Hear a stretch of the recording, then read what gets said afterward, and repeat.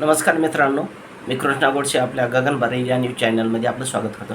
मित्रांनो, बऱ्याचशा शेतकऱ्याच्या मनामध्ये भ्रम निर्माण झाला होता की एक 16 विधान परिषदेवर काही आमदार निवडून जाणार होते. लोकप्रतिनिधीच्या मतदानाद्वारे ते विधान परिषद निवडून जाणारे आमदार होते आणि आचारसंहितेचा काहीतरी एक आपल्या कर्जमाफीला काही ब्रेक लागतो की काय असं लोकांच्या मनात भावना निर्माण झाली होती मित्रांनो.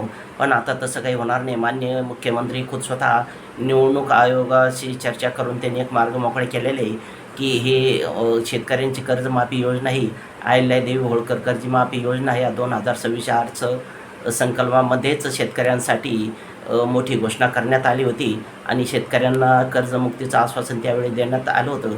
त्यामुळे हे काही विधान परिषदची जी आचारसंहिता आहे, या आचारसंहिताचा आणि शेतकरी कर्जमाफीचा कुठल्याही प्रकारे काही संबंध नाही. त्यामुळे शेतकऱ्यांना कर्जमाफीचा जो काही लाभ देण्यात येणार आहे ते आचारसंहितेत आणणार नाही आणि 30 जूनपूर्वी शेतकऱ्यांना कर्जमाफी दिली जाणार आहे मित्रांनो.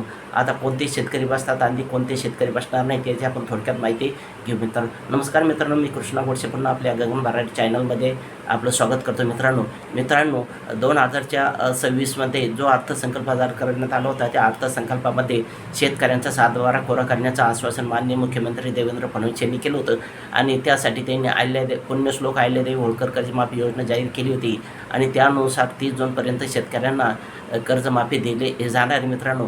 पण मधात असं एक वातावरण निर्माण झालं होतं की ती विधान परिषदचे 16 आमदार निवडून जनतेच्या माध्यमातून म्हणजे लोकप्रतिनिधीच्या माध्यमातून विधान परिषदेवर जाणार होते. त्यासाठी आचारसंहिता लागली होती आणि या आचारसंहितेचा कुठंतरी काही बाधा निर्माण होतो काय असं शेतकऱ्यांना वाटू लागलं होतं मित्रांनो.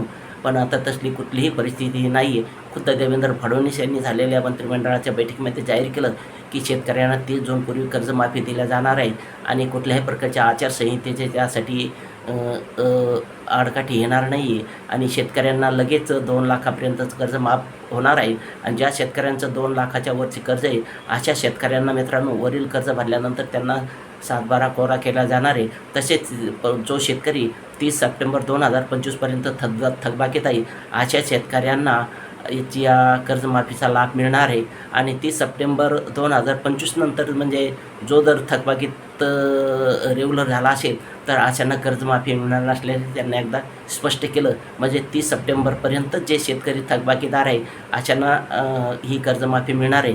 आणि त्यानंतर मित्रांनो जे काही शेतकरी रेग्युलरमध्ये येतात म्हणजे ज्यांनी 3 वर्षापर्यंत कर्ज घेतलं आणि रेग्युलर त्या कर्जाची परतफेड केलेली आहे अशा शेतकऱ्यांना प्रोत्साहनपर म्हणून 50,000 रुपये अनुदान दिलं जाणार आहे. ते एक जो नियम आहे हे सर्वांना आता लागू झालेले मित्रांनो. त्यामुळं हे शेतकरी कर्जमाफी होणार आणि 1 जुलैनंतर नवीन कर्ज शेतकऱ्यांना मिळणार आहे. धन्यवाद मित्रांनो. या चॅनलला सबस्क्राईब करा, लाईक करा, शेअर करा. धन्यवाद.